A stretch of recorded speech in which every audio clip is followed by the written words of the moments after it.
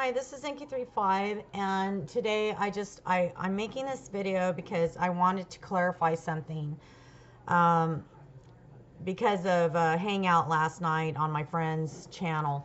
The reason why I'm making this video is to clarify that last night with you, Shannon, Constance, and Eric, I understand that things became sour in there, and first of all, I want to apologize for getting pissed off because I was trying to explain something to Shannon because she kept asking me about the pentagram and what it meant to the Mesopotamians. What I was trying to tell her is that it has nothing to do with the Mesopotamians, although Inanna has to do with the pentagram. Okay, but she was asking me about the symbol, and I was taking it as she was wanting to talk about Pythagoras, because that's what she does. She teaches about Pythagoras, I guess. Anyway, I just want to state that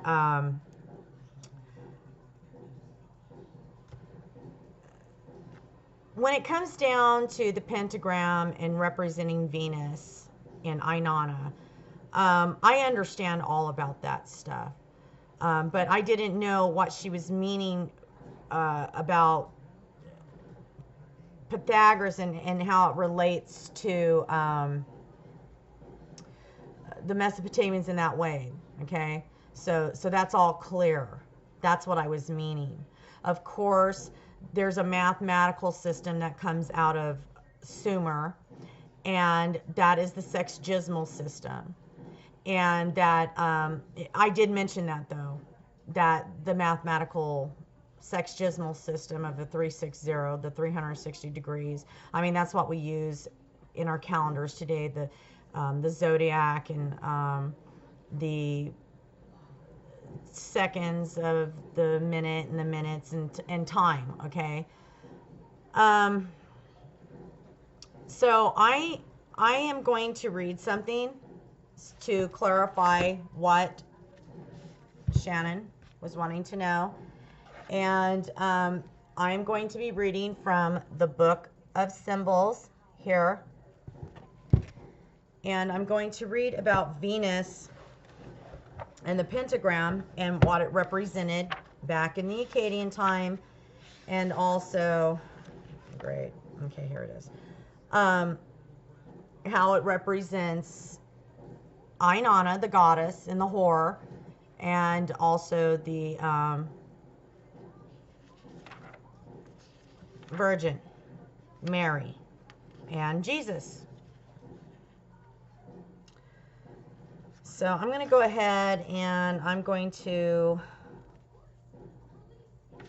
start right here. It states that this is what the pentagram represents. It states that this sign can be called a design iconic symbol for the planet Venus. This planet is the only one in our system that can clearly be identified with a graphic structure unambiguously derived from a plotting of its astronomical movements in space. As the orbit of Venus is closer to the sun than is the Earth, it has never been more than 48 degrees from the sun, that is, when Venus is visible in the morning, or evening star in the immediate vicinity of the sun. So this means that Venus can only be seen from Earth just before sunrise in the morning or just after sunset in the evening. So during a period of 247 days, Venus is visible as the evening star. So then Venus comes too close to the sun to be visible from Earth. So it states that Venus remains invisible for 14 days to reappear as the morning star, Phosphorus, immediately before the sun rises in the east as the eastern star.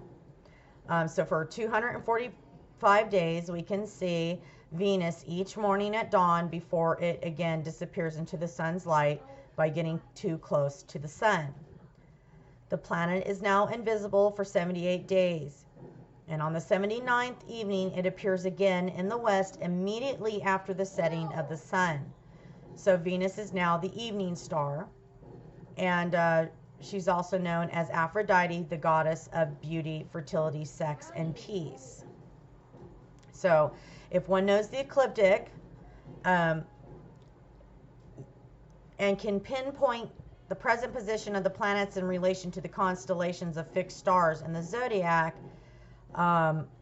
it is possible to mark the exact place in the 360 degrees of the zodiac where the morning star first appears shortly before sunrise after a period of invisibility.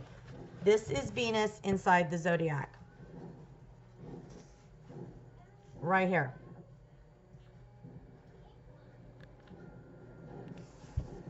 Dang it. I'm trying to get that. I should probably just take the camera down and do it. But anyway, so it says if we do this and wait for the morning star to appear again 584 days later, the synodic orbital time of Venus, and mark its position in the zodiac, and then repeat this process until we have 5 positions of Venus as the morning star. So this is how we get the zodiac, or the pentagram, I mean. And we find that that exactly 8 years plus 1 day have passed when you get this pentagram. And if we then draw a line from the first point mark to the second point mark to the third and so on, we end up with the pentagram. So this is how they measured, this is how the pentagram was formed and marked the timeline of Venus. So this is how what the pentagram represents with Inanna. So it says, the following lines are taken from Zerin, an annotated bibliography. In part 1, it states, it was only the planet Venus that possessed the 5-pointed star sign. Not one of the innumerable stars above us can by its orbit recreate this sign. So moreover, the points of the pentagram pointed to 5 different groups of stars or constellations, which were easy to remember and each had a given name. And it was only later discovered that the 5 points moved slowly throughout the vault of heaven as if they were hands of a gigantic clock. And it states that over a period of 4 years, each point of the pentagram was displaced 1 day, a 365th part of the zodiac cycle. After 1460 solar years, the hands stood at their original places.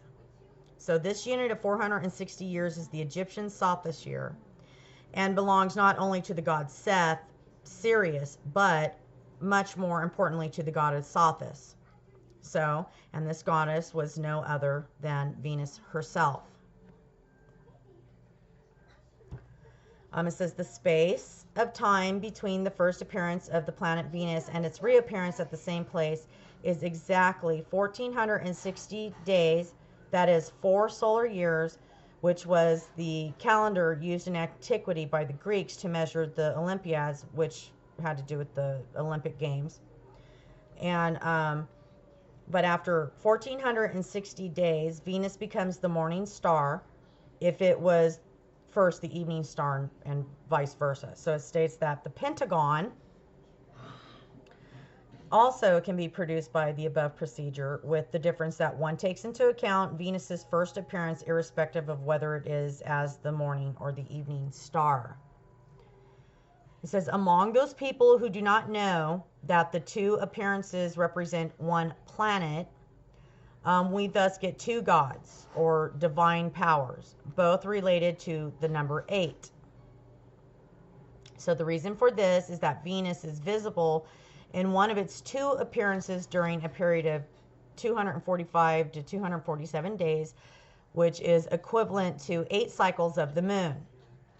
So it was possible to see that the brightest star in the heavens together with the new moon or the waning moon made it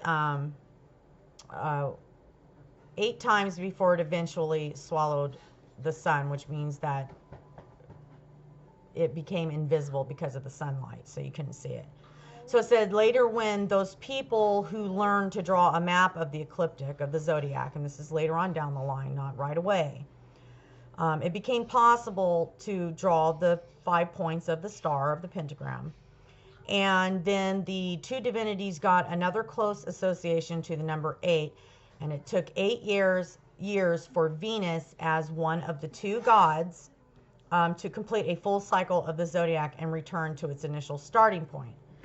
So it was only when humans realized that the morning star and the evening star were the same planet that the pentagon and the 4-year period could be linked to Venus. So that's how they end up linking that. So the Akkadians were the first to realize this. And Inanna, the Sumerian queen of heaven, of the heavens, and the daughter of the moon, was given another role by the Semitic Akkadians.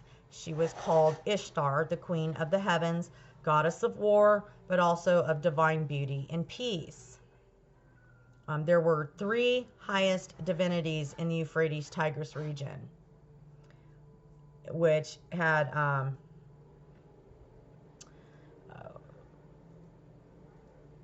their symbols of the sun, the moon, and Inanna. So it's Inanna and her brother Shamash and her father Nannar, which is the moon. They weren't the highest gods as this person has placed in here, but they were one of the upper tier of the pantheons of gods, children of Enlil. So it states that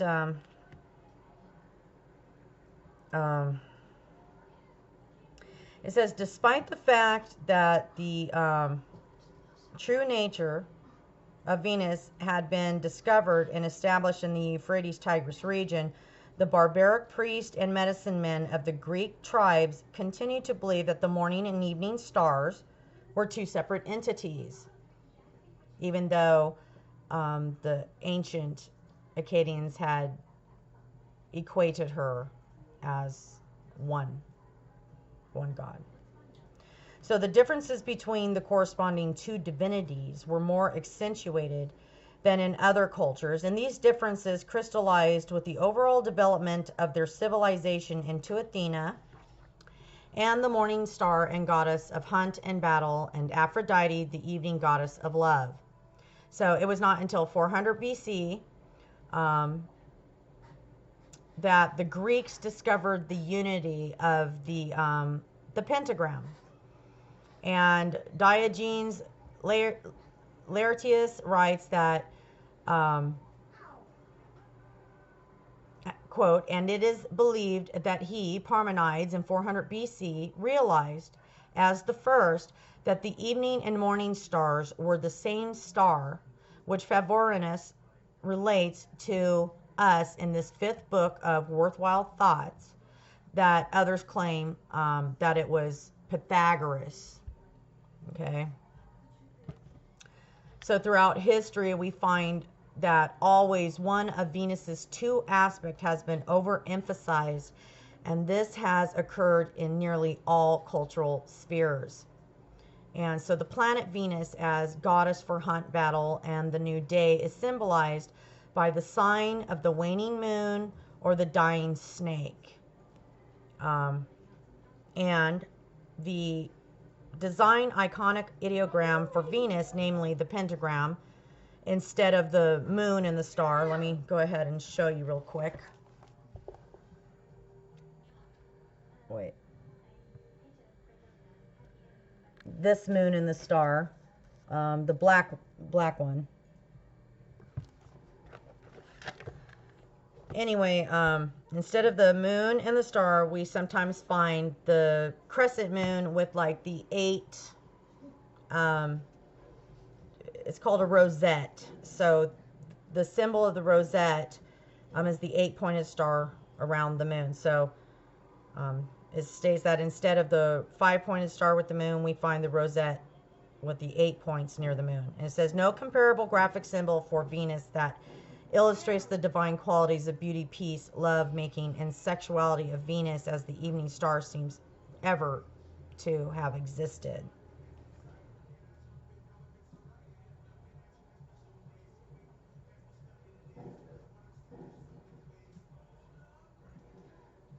Even though the Greeks try to bring her together as Aphrodite, the evening goddess of love, it states right here that Venus as the evening star, being equated as beauty, peace, love making, and sensuality or sexuality, doesn't exist with how they brought that together. So it says, but if we return to the Euphrates Tigris region, we find that Ishtar, the goddess of war, fertility, and sexuality, somewhere between 2000 and 1000 BC, began to be symbolized by the symbol right here.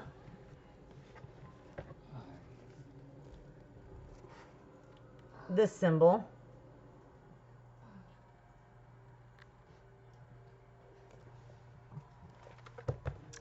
which is two four-pointed stars placed on top of each other. So it says, in which one four-pointed star structure is placed behind another. It states the morning and evening stars were then graphically united and most probably also in the existing body of astronomical knowledge. It states even after the Greeks realized that there was only one star, they continued to overemphasize one of its appearances. So it was then Athena, the goddess of war, of the warlike and slave-holding Athens, who predominated at the cost of Aphrodite. So in the later Odyssey, Aphrodite is hardly mentioned. So it has continued in this vein that the planet Venus as the morning star with the moon and the 5-pointed pentagram has given us a symbol of the war par preference that we see. Turn on the light, please. That we see on our, like, jet planes and generals and in our military. But anyways, it says the other ancient Venus symbols, the rosette with 8 petals, is rarely seen. This right here.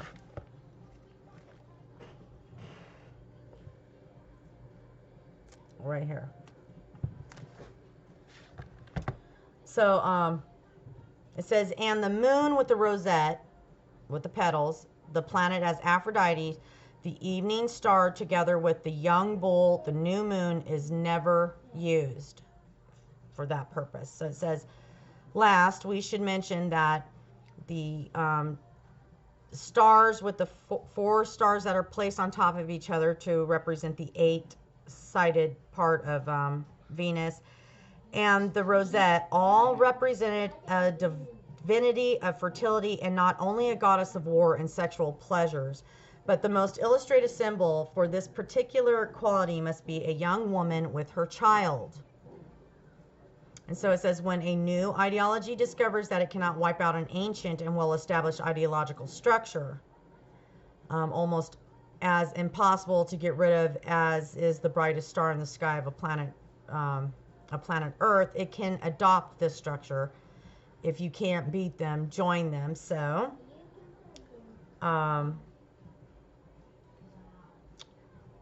they attempted to change its meaning by giving the symbol new meanings. So here comes Mary and Jesus. So it states that this is only partially possible, though, because the new ideological establishment can try to emphasize and encourage those elements that agree with the new ideology, and at the same time suppress those that do not.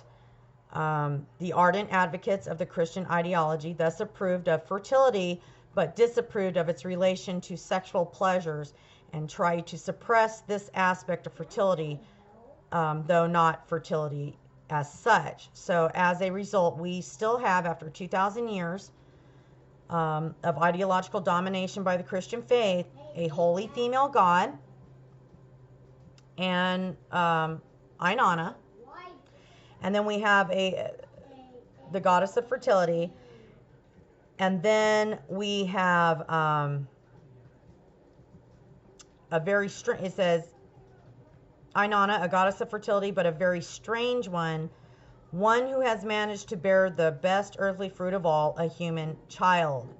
And it states that, but without having engaged in unchristian, lustful, and lecherous activities with the man, the morning star continues to be a goddess and central role player in the lives of the people around the Mediterranean. But as the chaste Virgin Mary, a goddess in an ideology that emphasizes suffering, warfare, death, and martyrdom, much more the intimate sexual relations, sensuality, and love between men and women. It states, those 2,000 years have been characterized by the conflict between high but often stupid ideals and a hateful practice, the conflict between the two fish bound together and forever trying to swim in different directions, by the sign of Pisces, by Jesus. So it says, from this comes the whore and the Madonna complex and the worship of the virgin vulva. And so it says, which, instead of being a symbol for lecherous intimacy and pleasure, has been turned into a symbol for Jesus, for torture, for the degradation of one human by another, and for the crucifixion of the son of the Venus goddess. So it says here, what then will happen in the new age? Will Venus as the pentagram finally be pushed into the background? Will the vulva again regain its original meaning with the aspect of the rosette, of the eight petaled flower of Venus dominate from now on? So that's what the pentagram represents. The pentagram represents Inanna, the morning and evening star. So just like Jesus states in Revelations 22:16, he states that he is the root and the offspring of David, and he's the bright and morning star. Eric and I have talked about this, so it's not like last night when we were talking, I wasn't relating it to Pythagoras and all that stuff, because I teach ancient Babylonian religions and Sumerian religions and comparative religion. But when I'm looking at this stuff, I'm not looking at it with the view of Pythagoras and what you're doing, so it doesn't relate to me, to Mesopotamia in the sense of the pentagram with the philosophy of Pythagoras. Eric knows that I have discussed Inanna with him, which of course everyone knows that Venus represents Lucifer. She is Lucifer. Inanna is Lucifer. And her son, Jesus, represents Lucifer. So that is what this symbol means, the pentagram. But it also goes deeper in the religious side besides it just being the planet. There's a spirituality with it as well. And but that's what it means. You know, Inanna is the granddaughter of Enlil, an ancient Anunnaki god. She is a goddess. She's not the original mother, though. She is not the original mother. And she represents Venus, which there was another goddess called Ninmah who actually represented Venus and the cycles of Venus. But now we know what the pentagram is. It's her, and I mean, Eric already knows we've talked about this all the time.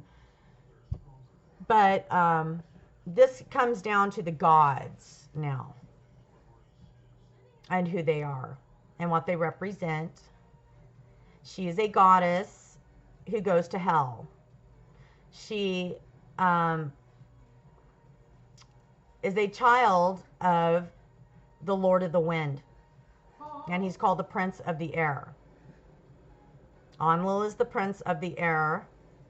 And so this story of Inanna and her beloved Dumuzi is the story of Mary and Jesus. So, you know, a lot of Christians don't understand this, and it's just something else, you know. But it's all going to come out anyway. It has to come out because there's no place to hide it. So it is a blood sacrifice of the Son of God, which doesn't have anything to do with the Creator, according to the Babylonians. It doesn't have anything to do with the Creator of the universe. This dying son of Inanna. I'll have to make a video about this, because I know I have Christians that watch me, and the symbolism of the pentagram is pretty deep. Eric and I have gone into this. I just don't do what you guys do with your symbolism. I don't get into that kind of stuff like you guys do. And but I mean, I understand it because of what I research and what I study with you know, the ancient Sumerian religions and the empires and the kings and what they were doing and what the ancient texts state about the gods. So it's all spirituality. But I don't do what you guys do with Pythagoras and stuff like that. And, you know, I want, like, once again, I'm going to apologize for last night and the arguments, because I did not intend or want that to happen. And I can apologize because I don't want things to be like that, between what someone else is teaching, or getting upset because I'm saying I don't think it has anything to do with Mesopotamia. And it doesn't have anything to do with Mesopotamia, with the ideology of Pythagoras. Mathematics comes from Sumer, but, you know, that's not what I was getting from what was being stated. And it just, it escalated into something that was unnecessary. All right, well, anyway, I hope you guys have a good night. And I just, you know, thought I'd read that to you since you were concerned about the pentagram. So that's what the pentagram means. So if you guys want to get a really good dictionary of symbols, it's Ungman Dictionary of Symbols. It's a great book. It has all kinds of stuff in there. Every symbol there is. All right. You guys have a good night. And Eric, I love you, my friend. I don't want there to be any kind of hard feelings. All right. I hope you guys have a good night. Shannon, you too. And I'll talk to you guys later. Bye.